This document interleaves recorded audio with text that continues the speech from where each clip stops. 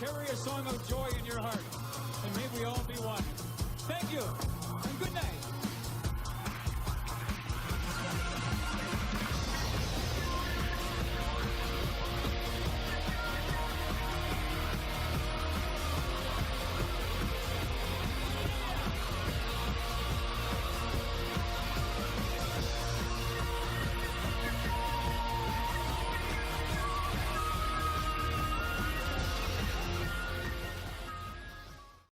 Term MILAB stands for military abduction.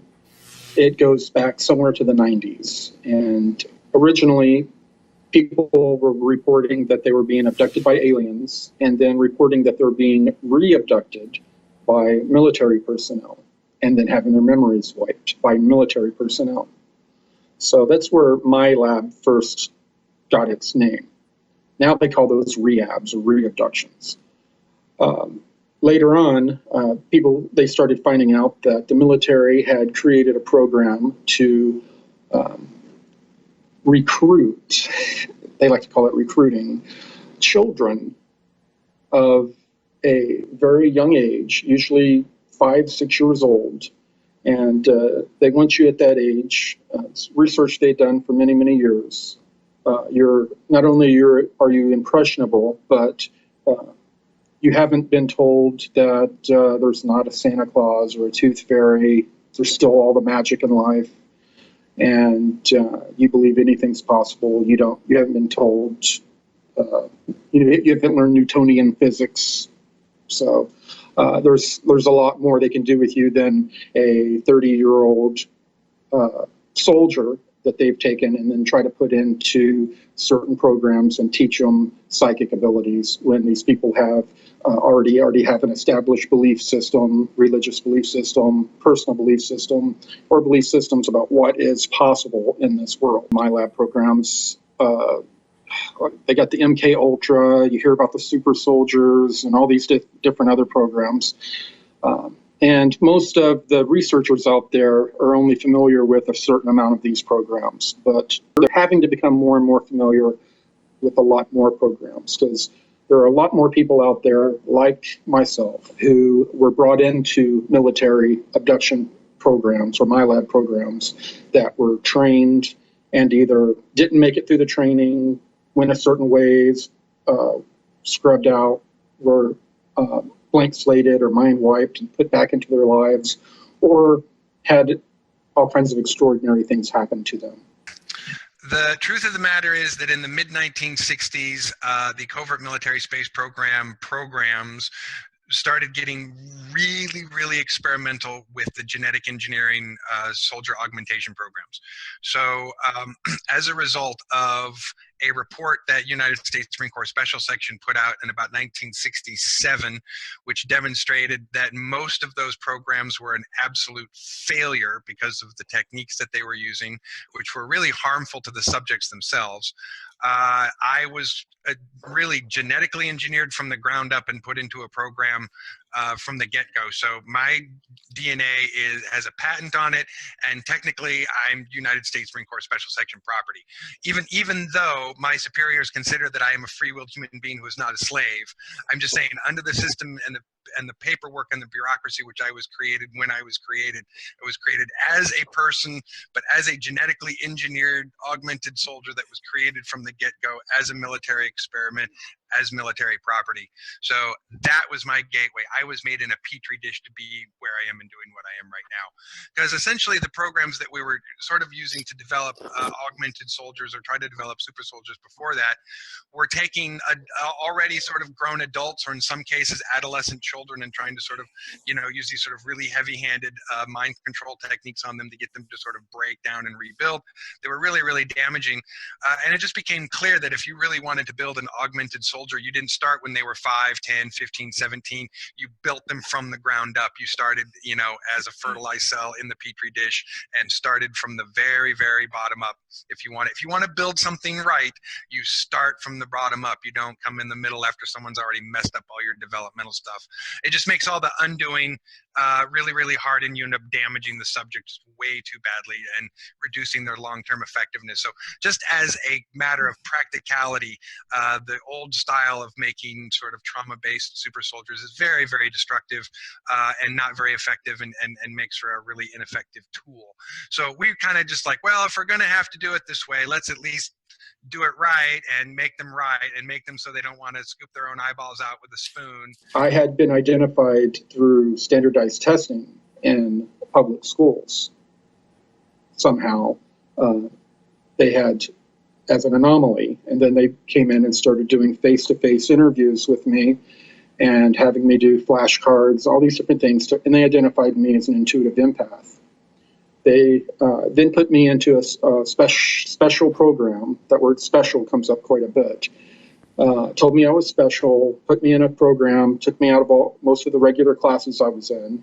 And then in waves, 2 to 3 times a week, I would be taken off campus in a white van, often with other kids. And we would be taken to Carswell Air Force Base or other locations with military personnel present who would be overseeing different programs of training or getting feedback from our training. A lot of times they would use commercial real estate that had been abandoned and that suited their purposes, that was closer to where I lived in the North Texas area, and would utilize those areas. We were physically going there. They were using physical technologies, and these were real people sitting down, administering shots, giving us drugs, and talking to us and interacting with us, physical people. My life is such that, my entire life has essentially been spent in the covert military space program in United States Marine Corps Special Section.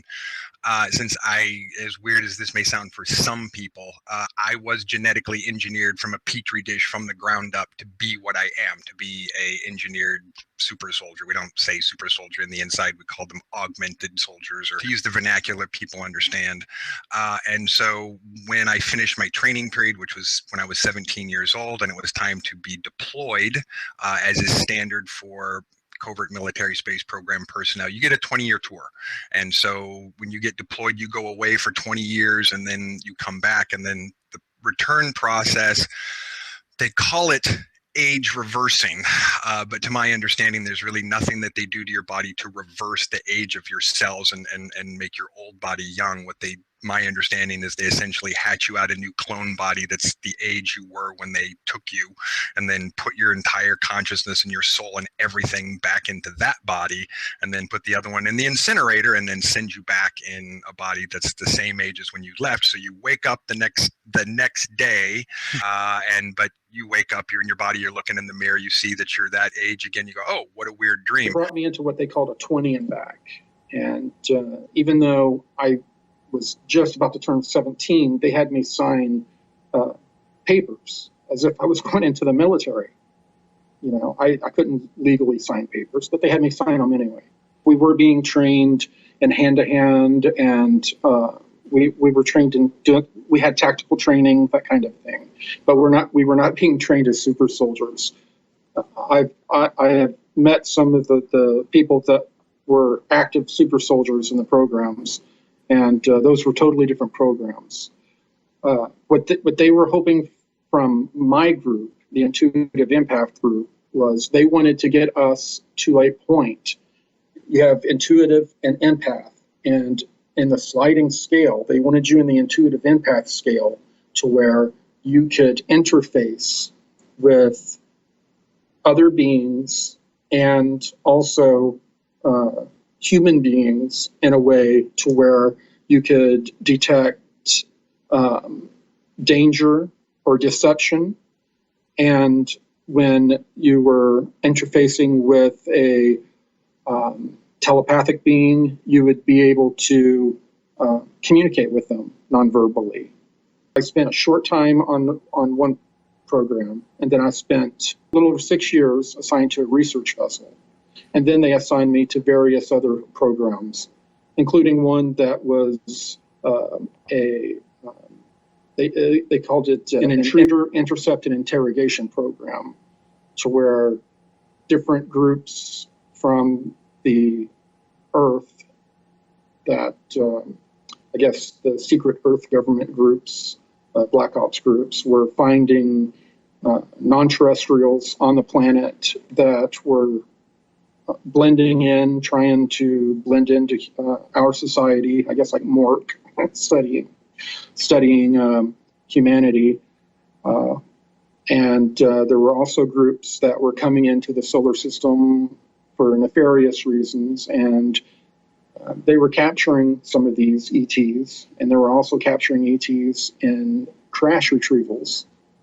A lot of these were after shoot downs, and these ETs were brought to be interrogated, and they would always have intuitive empaths present to be able to judge if either to interface with them directly, or to judge if they were getting a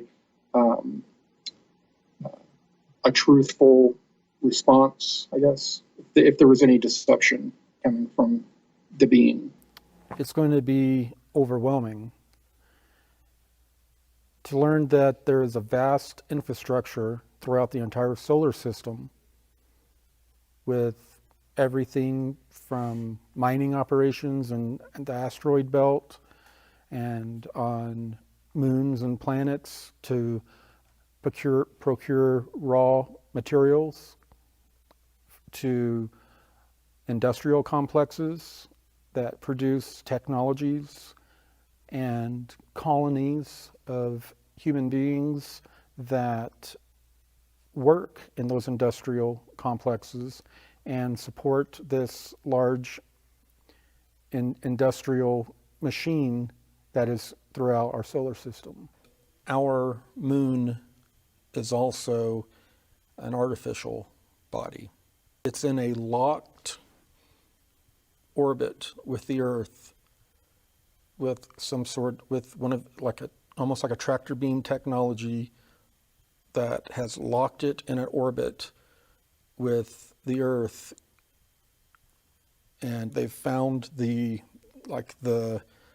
energy field that goes deep within the Earth to where it's focused to anchor the moon. And the moon only changes position, as in goes further from the Earth by, I think, centimeters every certain amount of years or something. The Earth's density and the gravitational effect it has in time-space, creating a torsion field by its spinning and contorting space-time, is not enough to capture something of the density of what scientists say the density of the moon is. And because of the spinning of the Earth, it should have an effect on the moon to cause it to spin. But the moon is locked in, it doesn't spin, it's locked in too close to the Earth, and it is not something that could have been captured. None of the scientific models have worked, that it was once part of the Earth and was flung out. It was around 500,000 years ago that the moon became a satellite. Then the lights in the vehicle dimmed, and not unlike on an airplane, you could hear the pilot overhead in the speaker, saying, welcome everybody, and I'll be your captain from the shuttle flight from Lunar Operations to Command to your next station, which you will not have clearance to know where that is until you arrive. He said, none of you are going to see, home for a very, very long time. It's going to be a while. And so before we go, we're going to take one last look, and everyone's going to get to take one last good look at home, and give us a moment to think about why you want to come back, or why you want to protect the people and the family who are there, and why this is something that's worth fighting for, or something of that effect. And And he said, and then we'll, pause and take a good long glance for a minute, and then we'll be off, and, you won't be back for 20 years. Interestingly enough, the ceiling inside the vehicle, when he sort of pulled out of the hangar bay and positioned himself at whatever distance exactly that it was from the Earth, it was whatever perfect distance that they wanted, so that when the visual array came on in the ceilings, which essentially was a projection of what the vehicle was seeing in front of, not unlike in a in a planetarium, where you're lying back in a chair and you kind of artificially, by having that space projected on the ceiling, can have this feeling or experience like that you're in space or space is around you. When it's moving, you can almost get that sense that you're having artificial movement or something. So in very much a similar way, by having this big projection, this very clear projection in front of you, what's happening, you really had a sense that we were all hovering, kind of in space in these chairs, staring out at Earth, kind of getting our big look for the last time. And it was awe-inspiring. It absolutely stands out as one of the most amazing moments in my entire life, the moment that I was in the perfect position, staring at the planet and being able to see it in its entirety. And not in a picture. I mean, it was there, and it was moving, and the clouds were moving, and the lightning, storms are flickering, and there's activity that's moving very slowly or very slight, or that's so far away you can't see, but is there. And there's just an ability to see that's not anything like you could ever see it any other way. I mean, seeing it in a picture is not the same. Seeing a really good, high definition image on a big screen just isn't the same. But having the sense of it being so huge that you're right there looking at it, and having that image be so clear that it did feel like we were looking at the real image, and the ceiling wasn't there, but it was there, I'm sure. It was just awesome. It was just amazing to see that there's this entire thing that's alive. It's very clear from looking at Earth from space that she's alive, and not just because there's life on the surface of her, or not just because we live there. I mean, there's just something very clear when you see this giant ball in space that it's alive, and that there's all kinds of people there, and you don't see the borders. It's a world without borders when you're staring at it from space.